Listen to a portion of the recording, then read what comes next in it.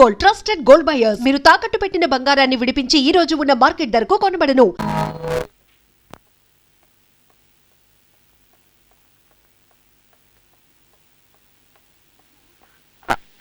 Madam, Gopi ఇక్కడ operation theatre లో ఉన్నారు. Thank you madam. No mention.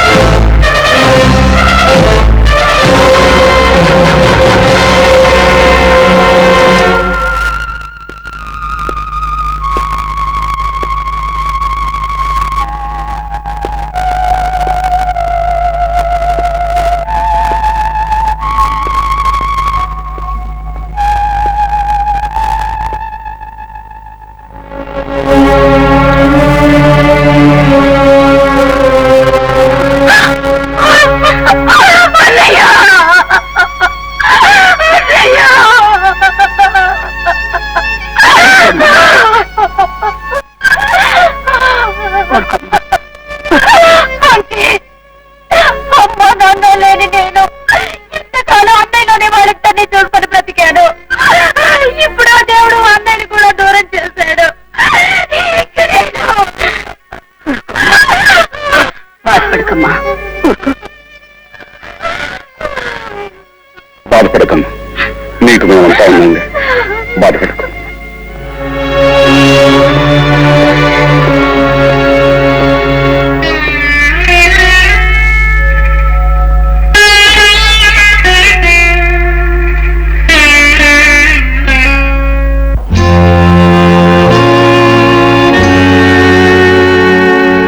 మా కంటి పాపకి మాణిక్య హారతి, మా ఇంటి జ్యోతికి శతమానం భవతి. అవుతుంది ఈ పిల్ల పెళ్లి కూతురు, అవుతుంది ఈ పిల్ల పెళ్లి కూతురు. అబ్బాయి కళ్ళకి నూరేళ్ళ వెలుతురు, నూరేళ్ళ వెలుతురు. మా కంటి పాపకి మాణిక్య హారతి, మా ఇంటి జ్యోతికి శతమానం.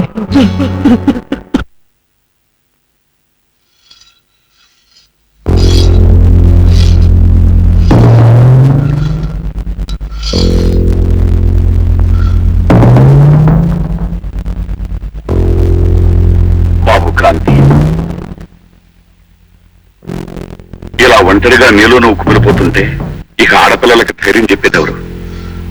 నేను కుమిలిపోవటం లేదనుకో, కసితో రగిలిపోతున్నాను. నా గుండె అగ్నిపర్వతంలా మారి మండుతుంటే అతి కష్టం మీద నన్ను నేను నిగ్రహించుకుంటున్నాను. క్రాంతి అంకుల్, నా బంగారు చెల్లెలు మనసు పడ్డ ఆ గోపిని అతి దారుణంగా హత్య చేస్తున్న ఆ మృగాల్ని వదలను. వాళ్ళని వేటాడి వెంటాడి చీల్చి చీల్చి చంపుతాను. ఆ దేవుడే దిగొచ్చి అడ్డుపడినా సరే వాళ్ళను మాత్రం వదిలిపెట్టను. డాక్టర్, అవును, చూపు పోయిందనే విషయం షాక్ అవ్వకుండా ఆమెకు తెలియచేశాం. మనసును రాయి చేసుకుని ఆ నిజంతో ఆమె రాజీ పడింది కనుక మీరు ఆమె దగ్గర బాధపడి ఆమెను బాధ పెట్టదని నా అడ్వైస్.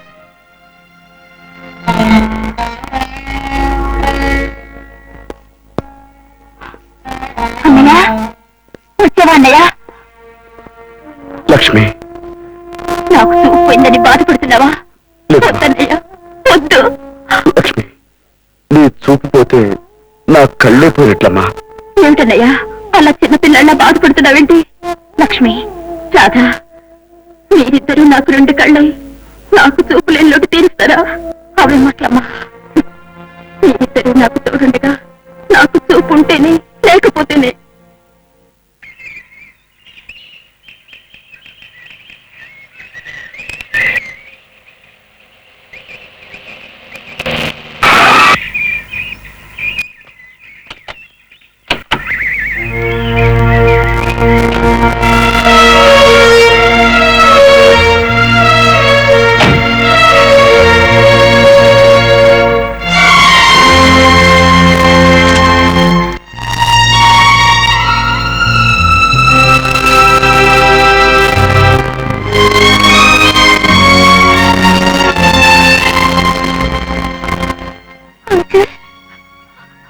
బాబు, క్రాంతి, ఏం జరిగింది?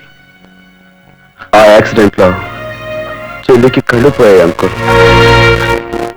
అమ్మా, అమ్మా లక్ష్మి,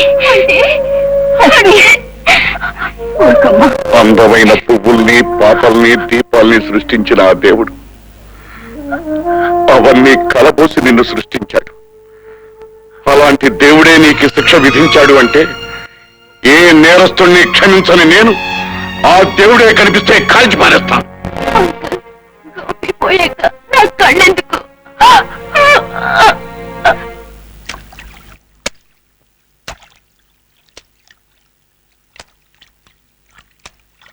చాలా ఇదైన ప్లాన్ వేసినందుకు నీకు బహుమానం తీసుకో. చాలా సంతోషం సార్. మీ గొప్ప మనసుకు నాకేం అంతా చేయాలి? నువ్వే తీసేసుకోకు.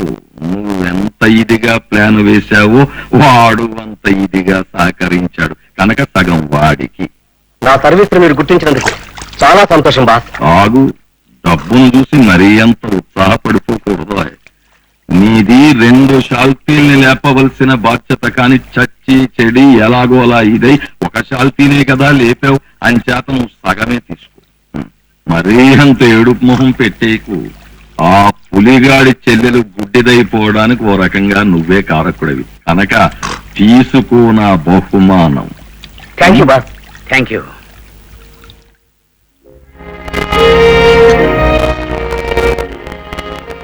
ఏమండి, మీ ఇద్దరికి భోజనం డైనింగ్ టేబుల్ మీద రెడీగా ఉంది, నేను వెళ్ళొస్తాను. రాజా, ఒక మాట.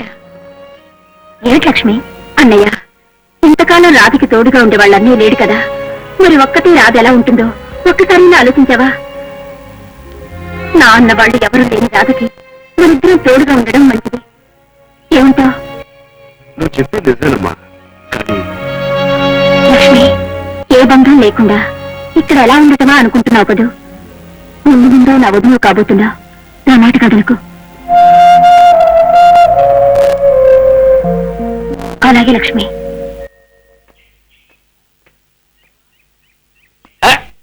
ఏమా ఏమిటి ఇలా వచ్చాయంటే? ఇవాళ నాకు హాలిడే అండి. ప్రతాపరావు గారు లాంటి రిటైర్డ్ పోలీస్ ఆఫీసర్ కలిస్తే ఆయన అనుభవాలు, డ్యూటీలో మెలకువలు తెలుసుకోవచ్చని. ఏమిటి ప్రతాపరావు గారి అనుభవాలా? ఆయన అనుభవాల గురించి తెలుసుకునేందుకు ఏముందో? ఆయన ఏమన్నా అలీబాబా సింధుబాబా అడ్వెంచర్ చేయడానికి? ఆయన వల్లనే ఉందయ్యా. అది కాదు, ఇంకా నా సర్వీసులో నేను చేసిన అడ్వెంచర్స్ గురించి నీకు ఎంత చెప్పినా నీ డ్యూటీలో హెల్ప్ఫుల్ గా ఉంటుంది. ఏమిటి, మీరు అడ్వెంచర్ చేశారా? ఏమిటి, నేను ఇంటర్పోల్ లో పనిచేసిన సంగతి నీకు తెలీదా? ఇంటర్పోల్? లేకపోతే లైట్ పోలా ఫ్లాగ్ పోల్ అనుకుంటున్నావా?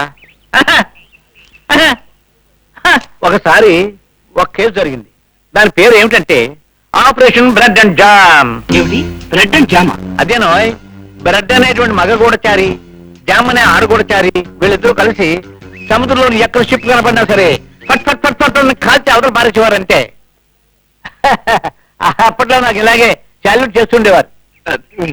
సార్, మీ వెనకాల వెనకల చరిత్ర నాకు చెప్పేది. ఒకసారి ఆ బ్రెడ్ గాడిని షిప్ మీదకి వెళ్ళి కలుసుకున్నాను. సార్, ఒక్కసారి మీరు వెనక్కి తిరిగి చూస్తే వెనక్కి తిరిగి చూస్తే వాడు సముద్రంలో తోసేస్తాడు. వాడి సంగతి నాకు తెలుసు, అంచేత నేను వెనక్కి తిరిగి చూడలేదు. ప్రతాపరావు గారు. ఏమిటా ప్రతాపరావు అని ఇందాక నుంచి జపం చేస్తున్నావు? వాడు అప్పుడెక్కడ ఉన్నాడు? ఏమంటావు, పోలీస్ స్టేషన్ లో లంతాలు కొడుతూ ఉండి ఉంటాడు. ఆ సంగతి నీకెలా తెలుసు? నా చేతులతో నేను అనేక సార్లు ఇచ్చాను. రాస్కెల్, నువ్వు ఇంటర్పోల్ ఏజెంట్వా? కాదు బాబు, బ్లాక్ పోల్ ని. Operation bread and jamun పట్టుకున్నావా? లేదు బాబు, ఊరికే బ్రెడ్ కోసి జామ్ రాసేవాడిని. మరి నాకు లంచం ఇచ్చావా? లేదు బాబు, లేదు బాబు, నేను ఎప్పుడు ఇచ్చాను? వెనక మీరే ఇచ్చేవారు, ఇప్పుడు ఇస్తున్నారు, భవిష్యత్తులో ఇస్తారు. మీ ఉప్పు తినకండి ఇలాంటి బాబు. పిచ్చి పిచ్చి వేషాలు వేసామంటే నీ బుర్ర టార్గెట్ గా తీసుకుని రైఫిల్ షూటింగ్ చేస్తాను, జాగ్రత్త. ఇక మళ్ళీ తలాడిస్తావు. ఇక బాబు, ఆయనతో ఉంటే మనకి పిచ్చిక్కి చేస్తారు కానీ మనం వెళ్దాం పద.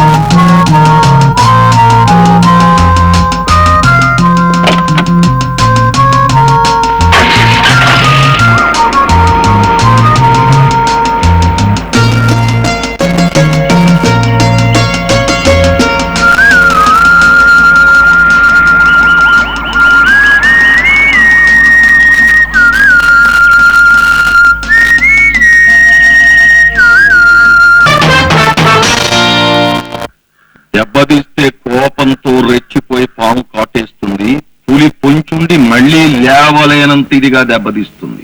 అది పగంటే. ఇది మీకు ఎందుకు చెప్తున్నాను తెలుసా? అది తెలిస్తే మేమే జేకే అయ్యేవాళ్ళం కదా సార్. ఎందుకు చెప్తున్నాను అంటే మన వల్ల దెబ్బతిన్నవాడు చాలా ఇదైనవాడు. అదును చూసి ఎలా దెబ్బతీయడమా అని ఎదురు చూస్తూ ఉంటాడు. అయితే వాడిని ఒక్క దెబ్బతో చంపేస్తాను బాస్. డేట్ మారేలోగా వాడి డెడ్ బాడీని మీ ముందు ఉంచుతాను. చంపడం నీలో ఉన్న ఇది, చంపకుండా చెలగాటం ఆడడం అనేది నాలో ఉన్న ఇది. కనుక కిరాయి ఇన్స్పెక్టరు చెప్పండి. ఆ పులి ఏ ఇదిలో ఉంది, ఏ ఇదితో ముందడుగు వెయ్యాలనుకుంటోంది తెలుసుకుని నాకు తెలియజేపు.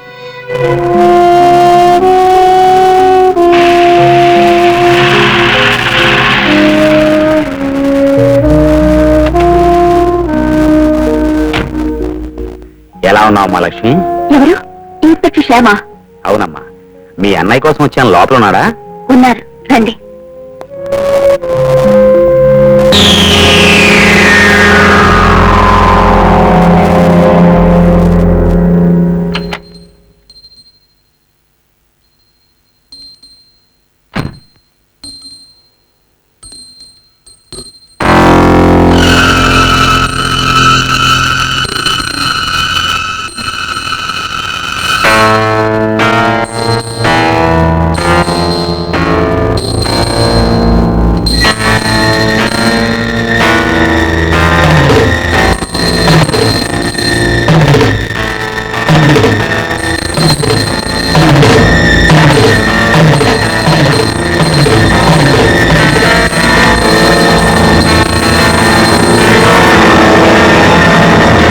మరేం లేదు క్రాంతి. నీ చెల్లెల విషయంలో జరిగిన అన్యాయానికి వృత్తిరీత్యా కాకుండా పర్సనల్ గా కూడా నా సాయం నీకు ఎప్పుడు ఉంటుందని చెప్పడానికే వచ్చాను. వద్దు శ్యామ్, నన్ను దెబ్బతీసిన మనిషిని తిరిగి దెబ్బ కొట్టడానికి నాకెవరి సహాయం అక్కర్లేదు. Thank you for your coming. It's all right.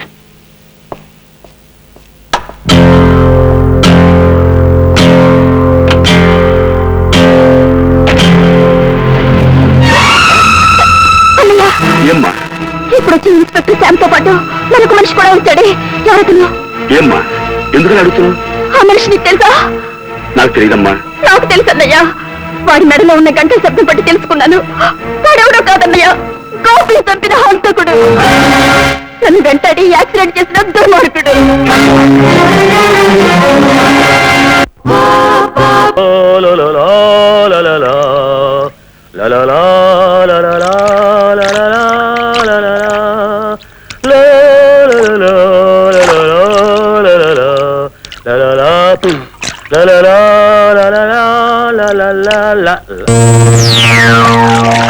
నువ్వా?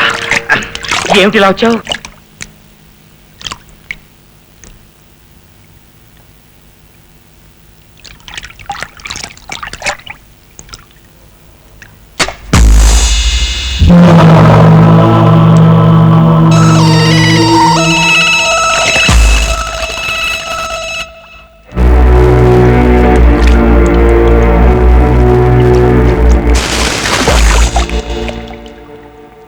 నీతో పాటు మా ఇంటికి వచ్చిన ఆ రెండో మనిషి ఎవరు?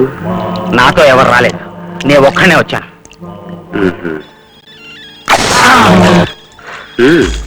నాకు తెలీదు. తెలియదా? వద్దు వద్దు, చెప్పేస్తాను. వాడి పేరు జేమ్స్. జేకే ఫ్యాక్టరీలో మేనేజర్ గా పనిచేస్తున్నాడు. ఫ్యాక్టరీలోనే ఉంటాడు.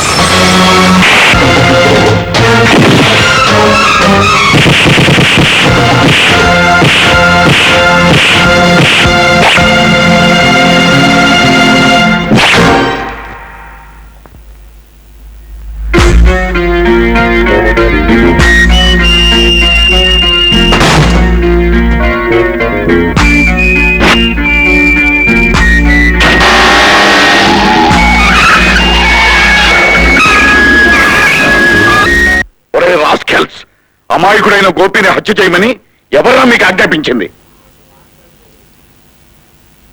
నాకు మాత్రం తెలియదు. తెలీదు? వద్దు, చెప్పేస్తాను. ఈ నేరాలు ఘోరాలు చేయించింది జేకే.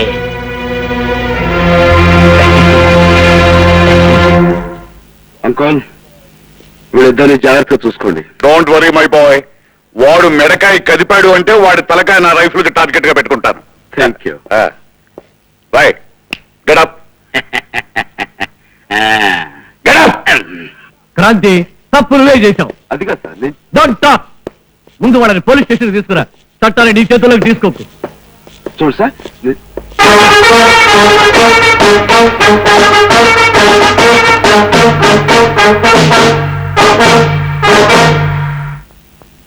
Okay sir. సార్, దాహం దాహం వేస్తుంది సార్. Very good. వెయ్యి. సార్, కొంచెంసేపు ఇలాగే ఉంటే గొంతు ఎండిపోయి నాలుగు పిడచ కట్టుకుని చచ్చిపోతాం సార్. ఎక్సలెంట్. అలా కానీ లోకం బాగుపడుతుంది. సార్, నేను చచ్చిపోతే కోర్టులో జేకే గురించి సాక్ష్యం ఎవరు చెప్తారండి? ఓ అది పాయింటే. ప్రస్తుతం నువ్వు చావకూడదు. కోర్టులో సాక్ష్యం చెప్పాక హాయిగా చచ్చిపోదు కానీ. అలాగే, ముందు ఐస్ వాటర్ తెప్పించండి. గ్లూకోజ్ కూడా కలుపుకురానా?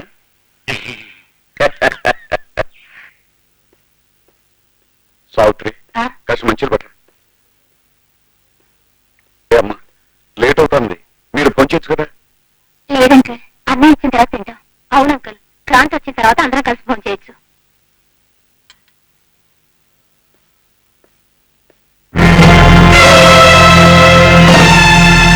హలో ప్రతాపరావు, మర్యాదగా మా వాళ్ళను మాకు అప్పగించు. నా కంఠంలో ప్రాణం ఉండగా పంచరుగా. అయితే నీ కంఠంలో ప్రాణం తీసి మా వాళ్ళను మేము విడిపించుకుని వెళతాం.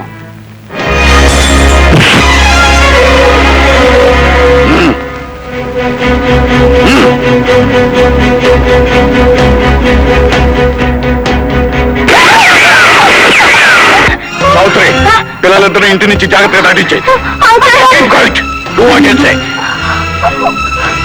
అదండి,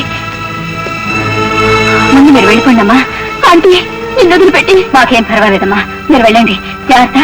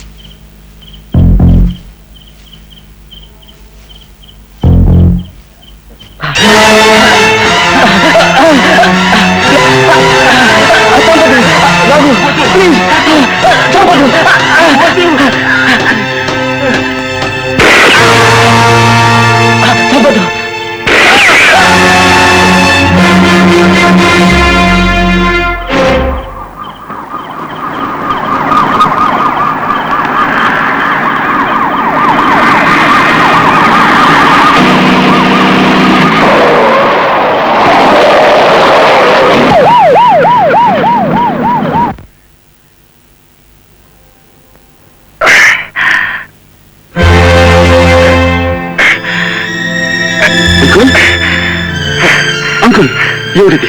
ఎలా జరిగింది? నువ్వు తీసుకొచ్చిన సాక్షులను నేను కాపాడలేకపోయాను. I'm sorry my boy. Uncle, వాళ్ళ నుంచి మీకింత ప్రమాదం తీసుకొచ్చింది నేనే. నా కారణంగానే ఇంత దారుణం జరిగిపోయింది. పదండి. బాధపడకు బాబు. మీ అత్తయ్యను కూడా కాల్చేశారు. నన్ను మీ అత్తయ్య దగ్గర తీసుకెళ్ళి బాబు.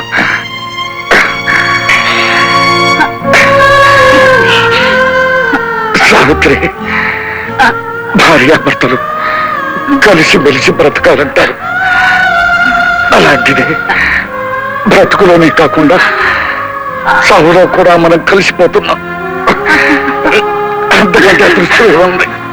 నిజమేనండి.